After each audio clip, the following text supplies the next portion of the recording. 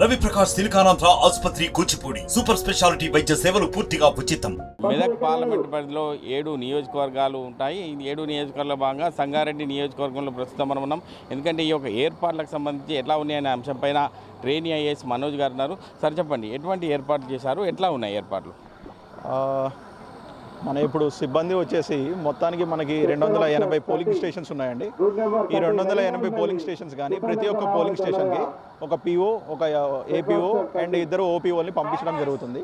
వారందరికీ మనకి ఇప్పుడే పొద్దున్నే బ్రేక్ఫాస్ట్ అరేంజ్ చేయడం జరిగింది. At the same time lunch కూడా అరేంజ్ చేయడం జరిగింది. లంచ్ చేసిన వెంటనే ఒక సెక్టార్కి సంబంధించిన పోలింగ్ స్టేషన్స్ అన్నీ కూడా ఇట్లా బస్సుల్లో మీరు చూస్తున్నట్టుగా బస్సుల్లో వాళ్ళు వెళ్ళిపోతారనమాట. వెళ్ళిపోయేటప్పుడు కూడా అక్కడ మనం పోలింగ్ స్టేషన్స్కి రీచ్ అయిన వెంటనే వాళ్ళని రిసీవ్ చేసుకొని రిఫ్రెష్మెంట్స్, బటర్ మిల్క్ లాంటివి ప్రొవైడ్ చేసి అక్కడే ఏర్పాట్లన్నీ చేసాము. మన పోలింగ్ స్టేషన్లోనే స్టాఫ్కి సంబంధించిన ఏర్పాట్లన్నీ చేయడం జరిగింది.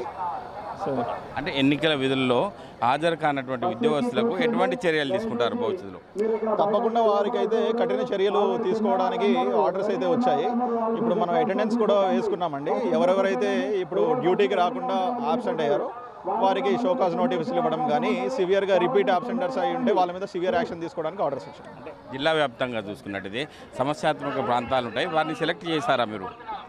క్రిటికల్ పోలింగ్ స్టేషన్స్ అని మనం కొన్ని ఇచ్చామండి. ఆ క్రిటికల్ పోలింగ్ స్టేషన్స్ దగ్గర ఏంటంటే మనం ఇంకా పోలీస్ ఫోర్స్ని కూడా పెట్టడం జరుగుతుంది. యాక్చువల్గా ప్రతి పోలింగ్ స్టేషన్కి ఒక ఆర్మ్డ్ కానిస్టేబుల్ పెడతాం. క్రిటికల్ పోలింగ్ స్టేషన్ దగ్గర ఎక్స్ట్రాగా ఫోర్స్ని డిప్లాయ్ చేయడం జరుగుతుంది. At the same time critical polling stations దగ్గర మనం సీసీటీవీస్ కూడా క్లోజ్గా మానిటర్ చేయడం జరుగుతుంది. బయట కూడా ఆ ప్రిమిసెస్ని మనం మానిటర్ చేయడం జరుగుతుంది. ఓకే, ఎన్నికలకు సంబంధించి ఈ యొక్క సామాగ్రిని ఎప్పటివరకు తరలిస్తారు, అంటే ఎప్పటివరకు తరలించే అవకాశం ఉంది ఇక్కడ నుంచి? మనకి ఇప్పుడు బస్సెస్ అన్నీ స్టార్ట్ అయినాయండి. మన సంగారెడ్డి అసెంబ్లీ కాన్స్టిట్యుయెన్సీకి సంబంధించి అయితే మ్యాక్సిమం 40 మినిట్స్ డిస్టెన్స్ ఉంది. ఇప్పుడు ఇక్కడ నుంచి చూసుకున్నా కూడా 40 నిమిషాల్లో రీచ్ అయ్యే విధంగా. సో మనకి సాయంత్రం 3-4 గంటలకల్లా కంప్లీట్గా వారి పోలింగ్ స్టేషన్స్కి వెళ్ళిపోవడం అనేది జరుగుతుంది. ఓకే, అంటే ఎన్నికలు జరుగుతున్న నేపథ్యంలో రేపు ఉదయం నుంచి సాయంత్రం వరకు జరుగుతాయి కాబట్టి ఓటర్లకు మీరు ఏం చెప్తారు సార్?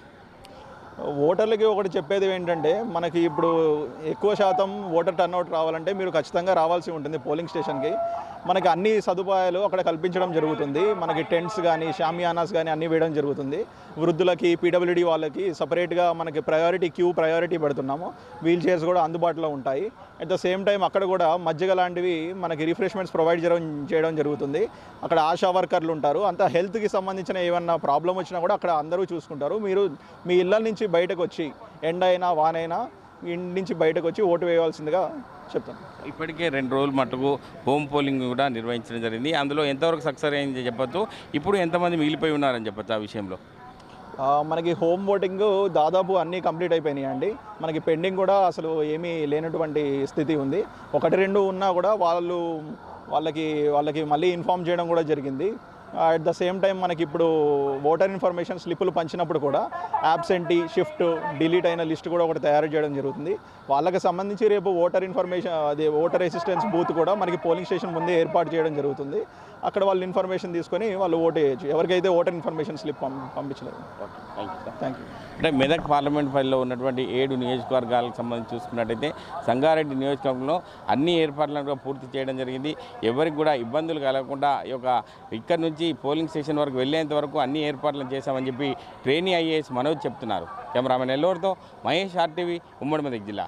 మరిన్ని వీడియోస్ కోసం ఛానల్ ని సబ్స్క్రైబ్ చేయండి. లేటెస్ట్ అప్డేట్స్ కోసం వాట్సాప్ ఛానల్ ని ఫాలో చేయండి. అండ్ లింక్ డిస్క్రిప్షన్ లో ఉంది.